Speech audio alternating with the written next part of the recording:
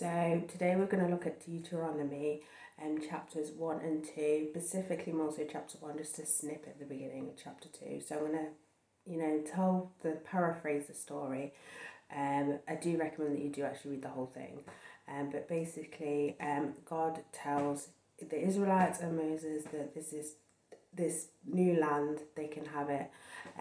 The Israelites, they want to all go in there first. They send some people to go look at it. Now, when they come back, apart from two of the spies, the rest are saying all this negative things. They kind of lost the trust basically in God, and they're saying that this place is full of like giants. They're scared and everything. Even Moses is basically telling them to trust in God, but they still don't.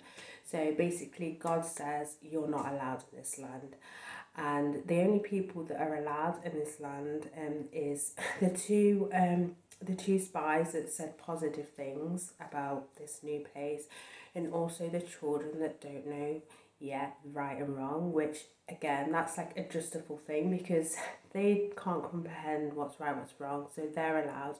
And also Joshua. So Joshua takes over the role of Moses and leads these people to the promised land. The reason why Moses can't go is because he failed a trust in God earlier on in the story.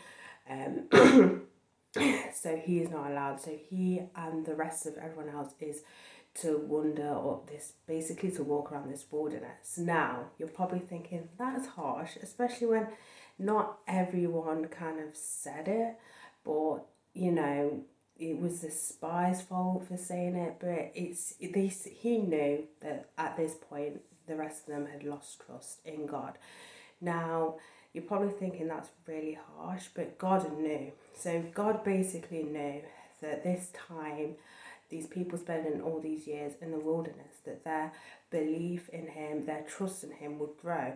So later on, at the beginning of chapter 2, that's when God comes over, and that's when he knew they were ready, and that's when he knew they trusted him again, and which they proved that they did. So he didn't wash the hands of them completely. He was still there, but his actions, he knew when he said to these guys, you can't come in, he knew that he didn't necessarily abandon them as such. He was still there watching over them, but he knew at that point that this would help them grow their faith in him and their trust in him. So it wasn't done like out of like just mean. He didn't do it because he was angry. He did it because it knew it would build their character. So that's for that story. Next one I'm going to do is Pharaoh and how God ends up using Pharaoh and hardening his heart.